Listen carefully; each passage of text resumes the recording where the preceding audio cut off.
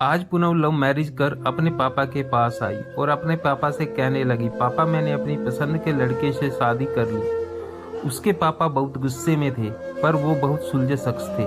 उसने बस अपनी बेटी से इतना कहा, मेरे घर से निकल जाओ। बेटी ने कहा, अभी इनके पास कोई काम नहीं है, हमें रहने दीजिए, कुछ दिनों बाद चले जाएंगे। पर उसके पापा ने एक नहीं सुनी और उसे घर से बाहर निकाल दिया।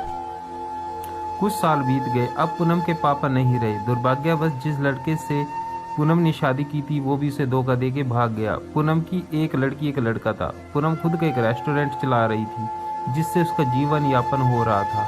पूनम को जब ये खबर हुई कि उसके पापा नहीं रहे तो उसने मन में सोचा, अच्छा हुआ मुझे घर से निकाल दिया था, दर दर की ठोकरें खाने को छोड़ दिया था। मेरे पति के छोड़ जाने के बाद भी मुझे घर नहीं बुलाया।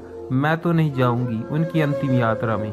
पर उसके ताऊ जी ने कहा, पूनम हो आओ, जाने वाला शख्स तो चला गया, अब उनसे दुश्मनी कैसी। पूनम ने पहले हाँ ना किया, फिर सोचा चलो मैं हो आती हूँ, देखूँ तो जिन्होंने मुझे ठुकराया वो मरने के बाद कैसे सुकून पाता है। पूनम जब अपने पापा के घर आई तो सब उनकी अंतिम यात्रा की तैयारी कर रहे थे, पर पूनम को उनके मरने का कोई दुख नहीं था। वो तो बस अपने ताऊ जी के कहने पे आई थी। अब पूनम के पापा की अंतिम यात्रा शुरू हुई। सब रो रहे थे, पर पूनम दूर खड़ी हुई देख रही थी। जैसे तैसे सब कार्यक्रम निमट गया। आज पूनम के पापा की 13वीं थी। उसके ताऊ जी आए और पूनम के हाथ में एक खत देते हुए कहा, ये तुम्हारे पापा ने तुम्हें दिया है, हो सके तो इसे पढ़ लेना। रात हो चुकी थी, सारे मेहमान जा चुके थे। पूनम ने वो खत निकाला और पढ़ने लगी। उसमें सबसे पहले लिखा था, मेरी प्यारी गुड़िया, मुझे मालूम है तुम मुझसे नाराज हो, पर अपने पापा को माफ कर देना। मैं जानता हूँ तुम्हें मैंने घर से निकाला था, तुम्हारे पास रहने की जगह नहीं थी, तुम दर दर की ठोकरें खा रही थी, पर मैं भी उदास था, तुम्हें कैसे बताऊं। याद है तुम्हें जब तुम 5 साल की थी, तब तुम्हारी माँ हमें छोड़ के चली गई थी।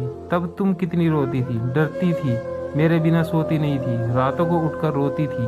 तब मैं सारी रात तुम्हारे साथ जागता था। तुम जो स्कूल जाने से डरती थी, तब मैं सारा वक्त तुम्हारे स्कूल की खिड़की पर खड़ा होता था,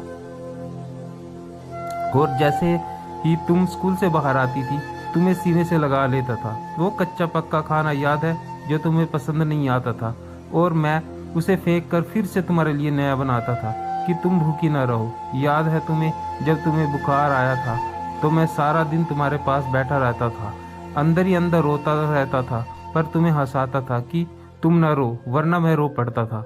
वो पहली बार हाई स्कूल की परीक्षा जब तुम रात भर पढ़ती थी तो मैं सारी रात तुम्हारी चाय बनाकर देता था।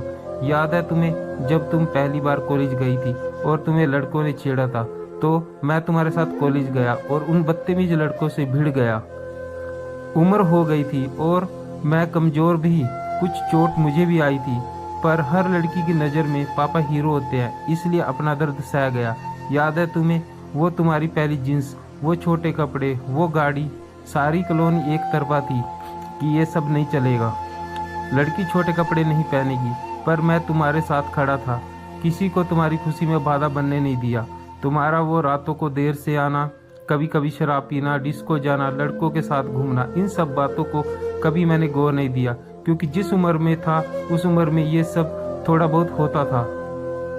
पर एक दिन तुम एक लड़के से शादी कर आई, वो भी उस लड़के से जिसके बारे में तुम्हें कुछ भी पता नहीं था। तुम्हारा पापा हूँ मैं, उस लड़के के बारे में सब पता किया। उसने न जाने वासना और पैसों के लिए कितनी लड़कियों को धोखा दिया, पर तुम तो उस वक्त प्रेम में अंधी थी। तुमने एक बार भी मुझसे नहीं पूछा और सीधा शादी करके आ गई। मेरे कितने अरमान थे, तुम्हें डोली में बिठाऊंगा, चांद तारों की तरह तुम्हें सजाऊंगा, ऐसी धूमधाम से शादी करूंगा कि लोग बोलेंगे, वो देखो शर्मा जी जिन्होंने अपनी बच्ची को इतने नाजों से अकेले पाला है। पर तुमने मेरे सारे ख्वाब तोड़ दिए। खैर इन सब बातों का कोई मतलब नहीं। मैंने तो तुम्हारे लिए खत इसलिए छोड़ा कि कुछ बता सकूं। मेरी गुड़िया, अलमारी में तुम्हारी माँ के गहने और मैंने जो तुम्हारी शादी के लिए गहने खरीदे थे वो सब रखे हैं। 3-4 घर और कुछ जमीन है, मैंने सब तुम्हारे और तुम्हारे बच्चों के नाम कर दिए हैं। कुछ पैसे बैंक में हैं, तुम बैंक जाकर उसे निकाल लेना।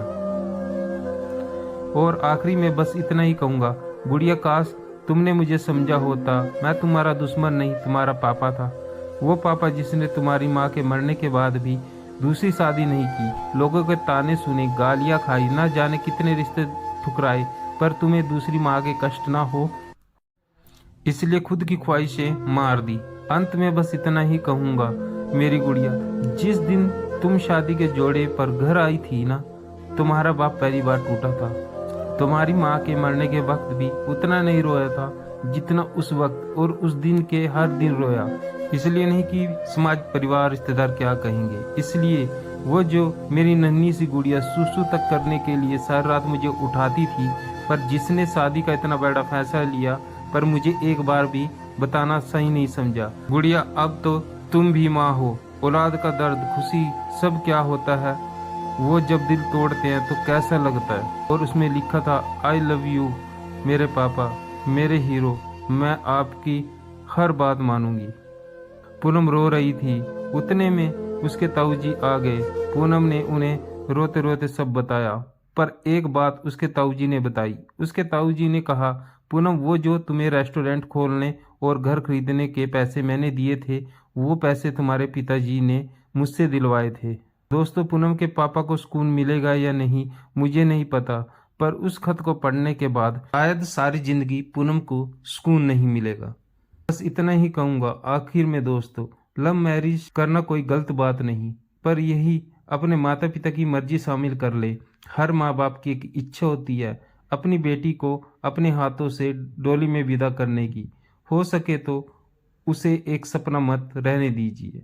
अगर आपको कहानी अच्छी लगी तो कृपया वीडियो को लाइक करें, शेयर करें और चैनल पर नए हो तो सब्सक्राइब करें। साथ ही कमेंट में बताएं कहानी का कौन सा हिस्सा आपको सबसे अच्छा लगा। धन्यवाद।